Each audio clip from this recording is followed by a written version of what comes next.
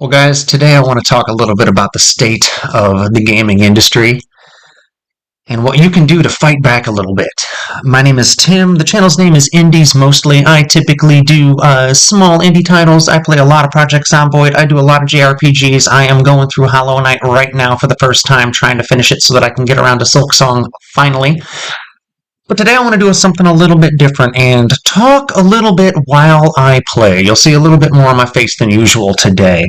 But with all of the big name companies kind of, what's the term I want to use here? Crapping the bed lately. I think that it's time that we start talking about what we need to do here. Now, you've all paid attention to what's going on with the whole EA buyout. There's something real shifty with that. Those numbers are too ridiculous for anything that makes sense for any normal use of money. It looks to me, honestly, like some sort of shifty way for the Saudis and the Americans to trade money back and forth without... I don't even know who they're hiding it from, because all of the crimes seem to be done in plain sight these days, but something shifty's going on there, and I don't like it. Ubisoft is continually shitting the bed. Look at the prices. look at the $1,000 Xbox handheld that'll let you play low settings in 1080p. On the go. My $700 laptop does better than that. It's a weird world we're living in right now.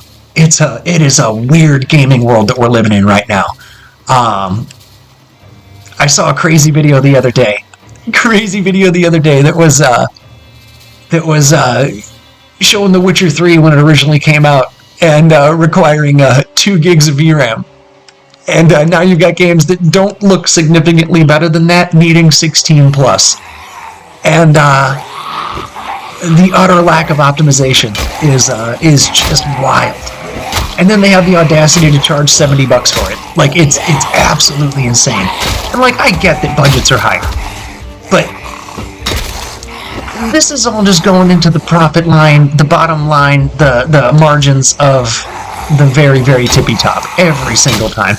And I don't want to come across like some sort of crazy socialist or anything.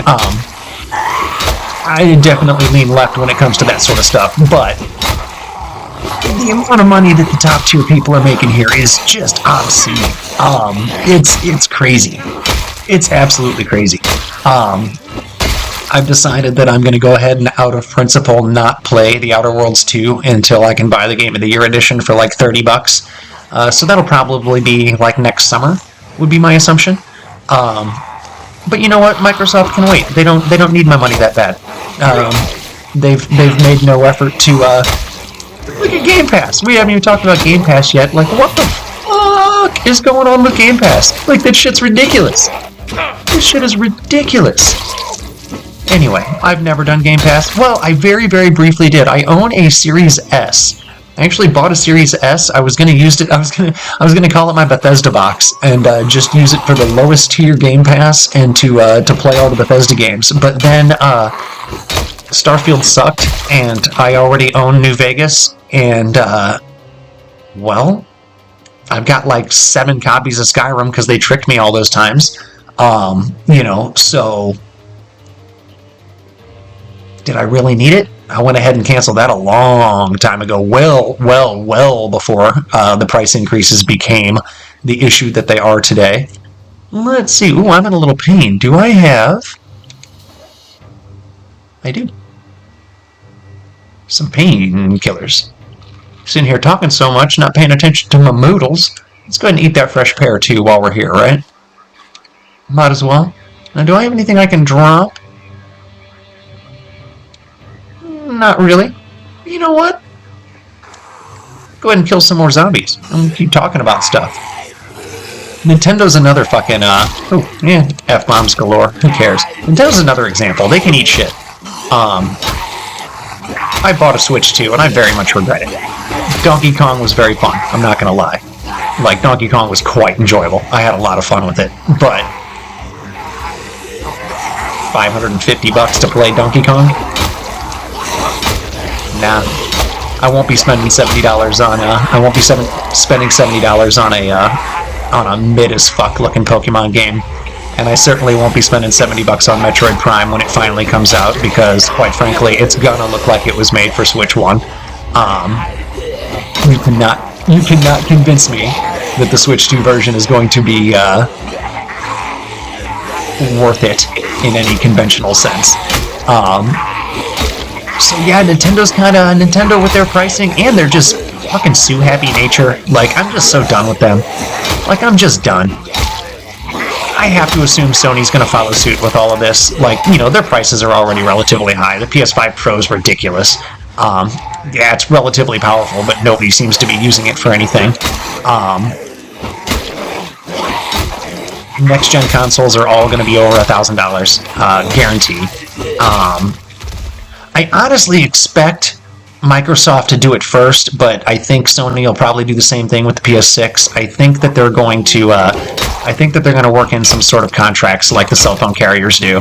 I think you'll be able to buy them directly or through some of their affiliate partners, and sign up for a 2-year huge PSN cost, package, kind of like your Verizon bill with the 2-year phone lease on your $1,400, Ultra Samsung or Apple, whatever. I fully expect that to happen. I'm surprised that it didn't this generation. Just stick with whatever GPU you've got in your gaming PC, whatever you game on, whatever bare bones Steam Deck you have. Just sit on it. Just sit on it. These guys don't deserve your money. These guys don't deserve your money.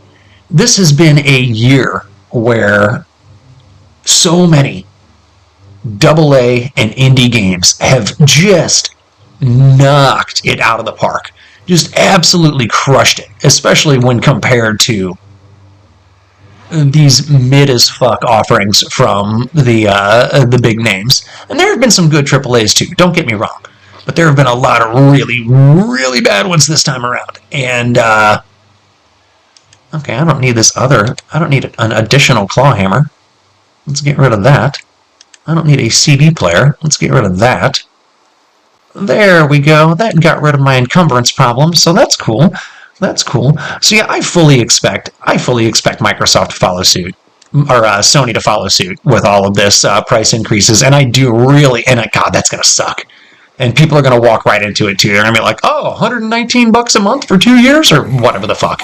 And that'll be online play and the lowest tier of their free games offering, and I get the console for free? It's not free, dude. You're paying for it.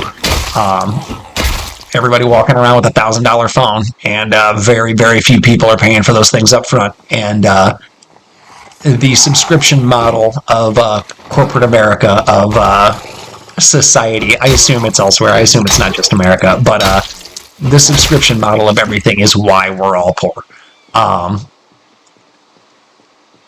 It was designed this way for a reason, and we're all poor for a reason. And I need to turn off my character's watch alarm, or I'm gonna be in some trouble. Okay, took care of that. That was a little worrisome.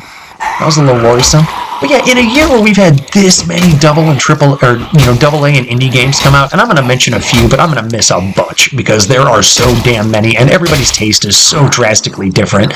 And I've played quite a few indies this year that I've never played before that didn't come out this year. Hollow Knight, I'm playing it for the first time this year. I'm just about finished, and it's so fucking good.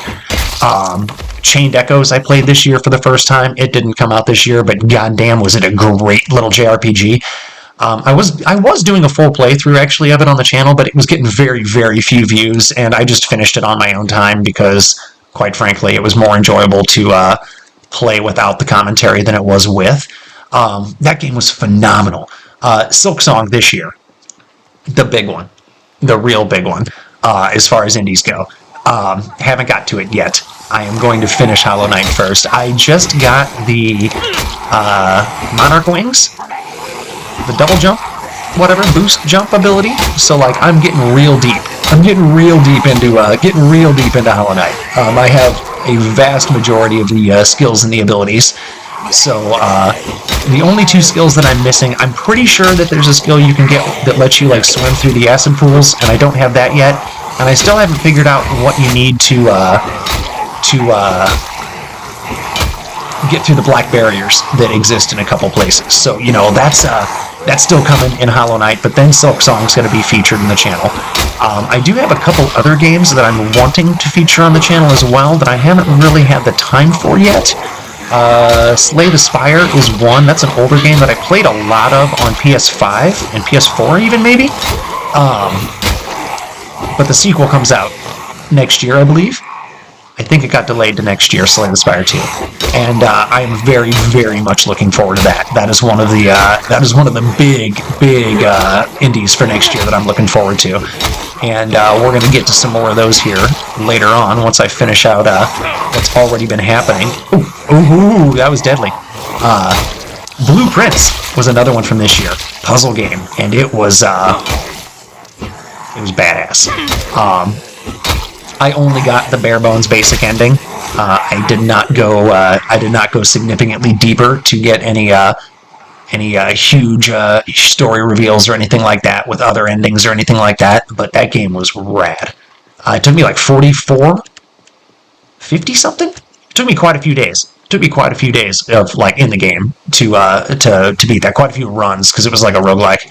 God, that game was good. That game was so good. What was another one that came out this year? Double A. I don't know if it was being Double A or Indie. I'm not sure how you would describe it. But Eric's Home.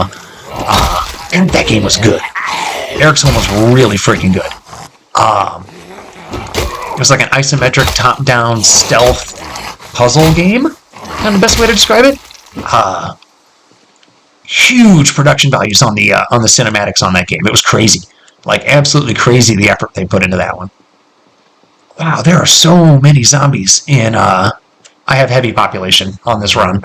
So this is the third episode of this character's run. I am in Rosewood.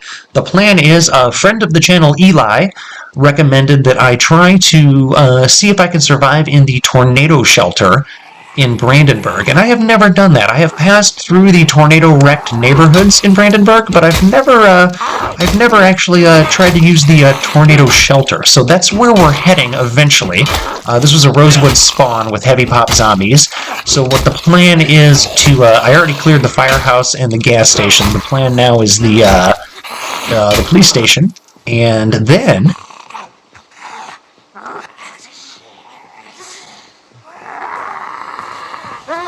make my way to Brandenburg. Possibly via Ekron, but I might just stop at the intersection where you can head west to Ekron and then not actually go west to Ekron. I might actually just go straight north to Brandenburg or northwest to Brandenburg instead of going through Ekron. I don't know. We'll see. We'll see. If anybody has a suggestion for that, they're welcome to leave it, although I'll probably... We'll see. I'm not sure how many episodes it's going to take to get there. But if anybody has a suggestion about exactly where I should go, the end point, the destination where I'm heading is the tornado shelter in Brandenburg. But if anybody's got any suggestions on how, via what, let me know, because that would be fun.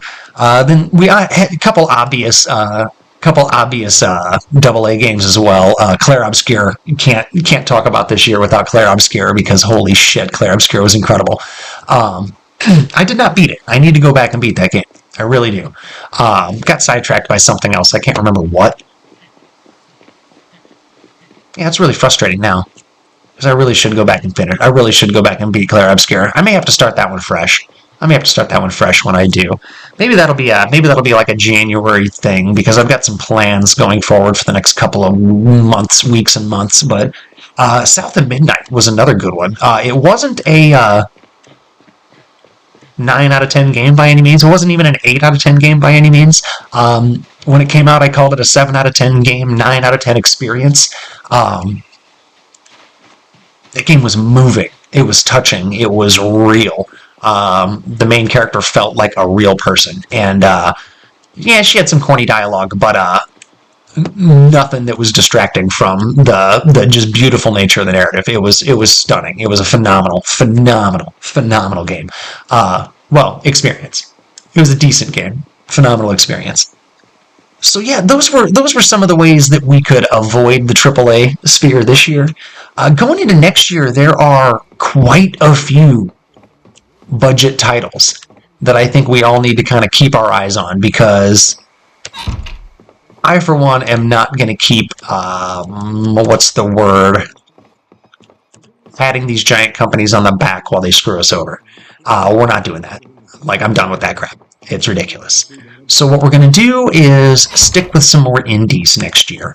And I already mentioned one. I mentioned Slay the Spire 2. That is coming up. And, I'm in too much pain to sleep. Well, that sucks. Slay the Spire 2 is going to be a fun one. That's a deck builder roguelike. Slay the Spire 1 was absurdly good. And I mean that absurdly good. Like, I really, really, really liked it. I put a ton of time in Slay the Spire 1. I never platinumed that one. I did, let's see, I beat it with the 3 original characters, and then I beat, like, the second version of the main brain boss or whatever with 2 of the 3. I haven't been able to do it with the Watcher, the one that does, like, the orbs that float above him. And then I've never done much of anything with the DLC character. But, God, that game was a lot of fun. I still can't sleep, man. So we're just going to rest until until my pain goes away. There it went. Okay, so now we can sleep. So yeah, Slay the Spire 2 is going to be a fun one. I'm hoping it comes out in like January or February. I don't think it's been like drastically delayed. What am I terrified about? I'm not injured, am I? I didn't think so. I don't think there's any Zeds in here. Oh, it's because I'm sleeping in a building with these bodies. Damn it. Well, you know what? We're just gonna have to rest until we're sleepy again, and then sleep again. So yeah, next year, what's some of the other ones that are coming next year? They're going to be real cool. One in particular that I'm excited about that is a little bit more under the radar that not a lot of people I don't think know about, but Zomboid players are going to know about, is Dandelion Void. This is a very small team. I think it's only 2 people that are making it. It is a sci-fi horror take on the Project Zomboid formula. It looks more scripted. It is not going to be nearly as the scripting is going to change, but the environment's not, from what I understand. So it's going to be the same. Each run's going to be in the same like facility or on the same spaceship with the same layout. But I think events and things are going to change, throughout it as you go on different runs. So there's going to be variation to it, but not quite as much. And then they're going to have like a ton of mod support as well for that one. So that one's going to be really cool. Another one that I'm really looking forward to is Witchbrook, and that looks like it's going to be a little bit more on the cozy side of the sim games. This one's going to be kind of a life sim as a witch is the best way that I think I've seen it described. It was initially announced as a Switch game, but it's definitely coming to PC as well. I'm assuming other consoles and shit as well, but it's hard to say for sure. I don't keep super track of that, but that looks really charming. That looks like just a lot of fun. That looks like something that is similar to Zomboid in that you could sit and just almost infinite replayability depending on different characters you want to run and how you want to do it. Let's eat some ice cream here. That always makes your character happy in Zomboid, eating some ice cream. One, it's got a ton of calories. It's good for you. It's not good for you, but it's got a ton of calories. It'll load you right up. So that's pretty cool. Definitely want to stick with that. Now, after Witchbrook, let's see. There's a couple other ones. What's the Threads of Time, I believe it's called? Threads of Fate or Threads of Time? I can't remember exactly. That's a upcoming sprite JRPG indie that looks incredible, kind of Chrono Trigger, Chrono Cross inspired, traveling through various epochs and leveling up your characters as you go. I'm assuming there's some sort of gigantic, maybe multiversal time traveling, different timelines, all sorts of crazy shit going on. So it looks incredible. Can't wait for that. Like, that looks so good. What's another one? Bustling World. I think Bustling World's finally going to come out next year. We've been hearing about that for like 2 years now? 3 years now? Longer? I can't remember. It's been a while. I think it was Baldino. I think it was GameRanks. GameRanks? I think it was either them or just Jake Baldino's like solo channel. I'm not sure that turned me onto that originally, but God, that looks really, really cool. Grand Theft Auto meets Dynasty Warriors meets The Sims. Right? Yeah, sign me up with an isometric look and really, really pretty like painterly art style. Like, holy cow, it looks good. Just like, I'm very, very excited for that shit. That one's gonna be a fun one. That one's on my wish list. That one's definitely on my wish list. So yeah, we got Slay the Spire 2, we got Witchbrook, we got that, we got Dandelion Void. That's another fun one that I'm looking forward to. We got all sorts of options coming next year, and there's so many more than that.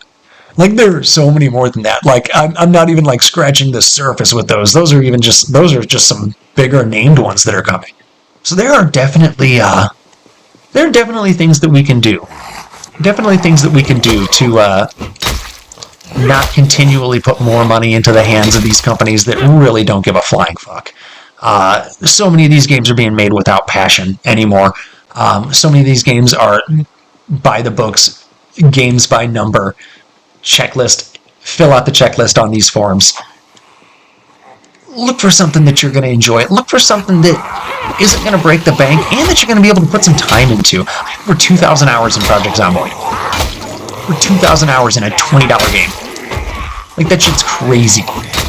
That shit's crazy. Now, I'm an outlier.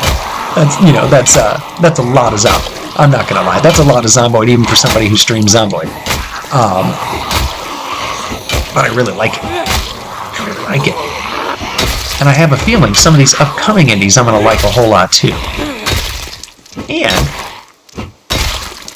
if I can spend $120 next year on 6 indies, and maybe $70 on a single AAA, because there will bound to be something next year that looks fun, and another maybe $100 on severely discounted AAAs. It works out to like $50 a month. It's a very, very reasonable amount of money to spend on video games. It's more than a single Game Pass at your highest tier would be, but you're also going to own those games. And yes, I know, buying them on Steam is not technically the same as owning them. A lot of Steam games you can play offline, like a whole lot of them, all of them. A lot of them require cloud saves anymore. But buying something outright for a digital platform is entirely different than paying a subscription fee to access a library of games. I don't know why some folks can't see that. I wish more folks did see that. But it is what it is. I don't think I want to deal with any more of the crowds here today. So that's my little rant about the video game industry right now. Basically, everything's too expensive, and the stuff that is everything except indies and AA's is too expensive, and everything that's not indies and AA's has very little heart. And we as a group, as different as we are, because gamers are as varied of a demographic as there are. We are far from a monolithic group, I've found. I did not realize how non-monolithic we were until I got a fair amount older than I was, because all of my gamer friends had similar life outlooks and similar life experiences to me, and finding out that there are tons and tons of people out there with varying different ones that still love the same things as me was a interesting experience. So yeah, all I'm saying is spend your money wisely. Give it to people that care. And, this industry's almost crashed before. It has crashed before. It's had a lot of hiccups over the years, and we'll get through this one as well. So anyway, my name's Tim. Indies Mostly is the name of the channel. I play mostly indie titles. Kind of the point. It was zombies mostly up until recently, but I've done a little bit of a rebrand. I'm approaching 720 or so subs at this point, getting close to that thousand sub mark where YouTube will actually start taking me a little seriously. So yeah, if you're into this sort of content, if you're into this sort of gaming, if you're into this sort of commentary, give me a like, give me a sub, give me a comment. I'd appreciate it. That'd be kind of cool. My cat would appreciate it. She doesn't get any attention or pets or food unless you guys interact with my channel. I'm kidding. I love my cat. But yeah, her name's Widget. My name's Tim. Indies mostly is the name of the channel. I appreciate y'all. Take care.